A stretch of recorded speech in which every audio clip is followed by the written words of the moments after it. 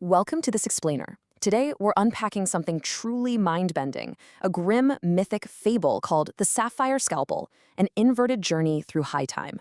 And listen, this isn't your typical story. It absolutely shatters the way we think about the divine, our own egos, and, well, what it actually means to be human. We're going to take an inverted journey today. We're starting way up in the cold, distant cosmos and crashing violently down into the raw, gritty reality of a 6x4 stone room. So let's get into it. The descent begins right now. I am the great star of high time, the cold, indifferent eye that has watched you build monumental temples to shield yourselves from your own internal emptiness. Man, just sit with that chilling cosmic perspective for a second, right?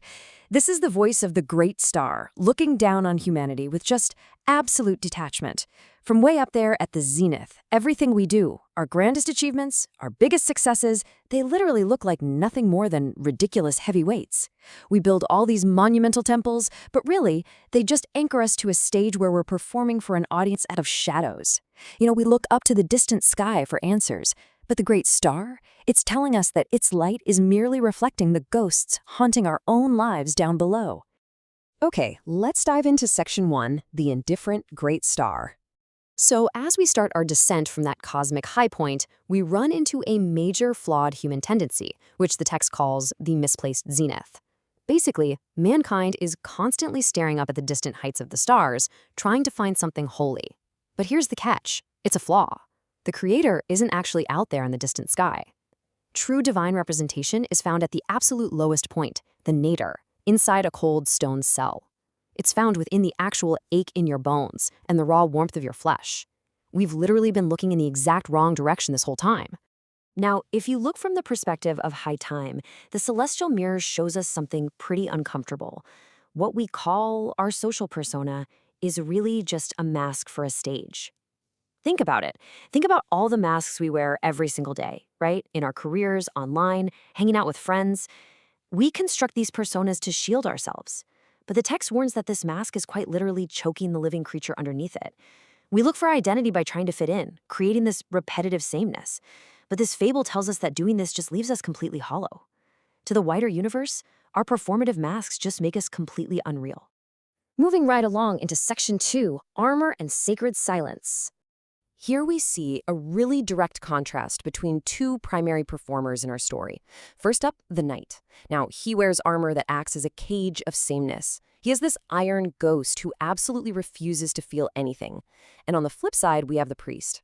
His performance is a hollow cavern filled with this ceremonial silence. It completely lacks what the text calls the ember voice, which, by the way, is the true raw language of the Creator. So both of these things, the armor and the silence, they're just performative shields. They're just hiding the terrified men underneath.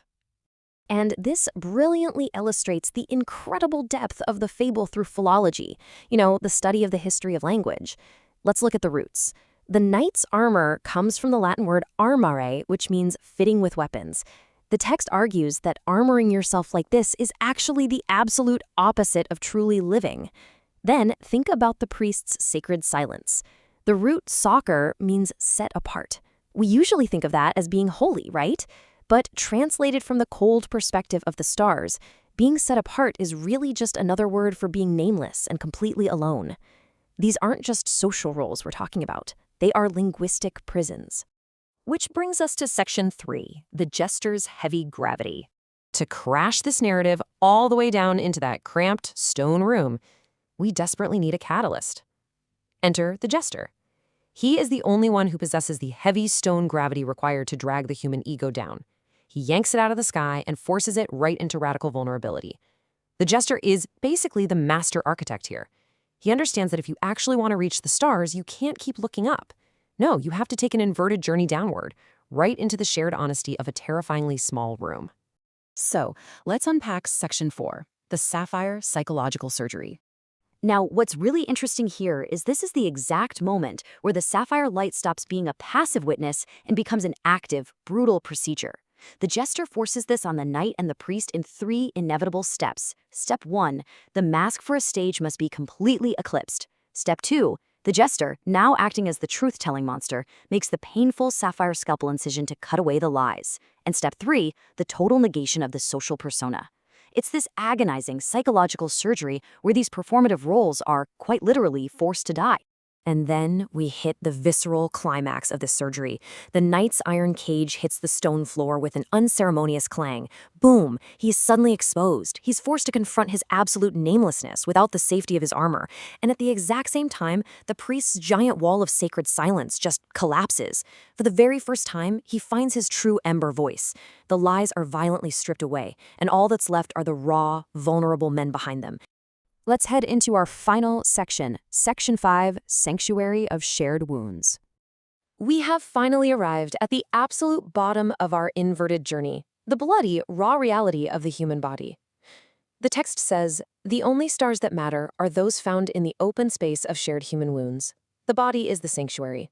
I mean, wow, there is no holy meeting place way up in the sky. The text insists that the constellation of our mutual failures, our shared pain, that is the one and only map that actually leads to the intersection of the human and the holy. So the crucial point is this. The performance of the ego has to end. Surviving the loss of our masks, our armor, and our sacred silence, it requires fully embracing this shared human warmth. Once the jester has stripped away all the lies, the courageous shared struggle within our own skin is absolutely all that remains. And that, according to the fable, is the only real truth. I want to leave you with a final, pretty provocative thought today. Take a look at the monumental temples you've built just to hide your own ghosts. Look at the masks you wear every day for an audience of shadows. Are we brave enough to drop our cages of sameness?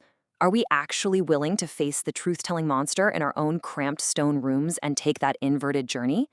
It's a terrifying question, for sure. But as this explainer has shown us today, it might just be the absolute only way to truly live.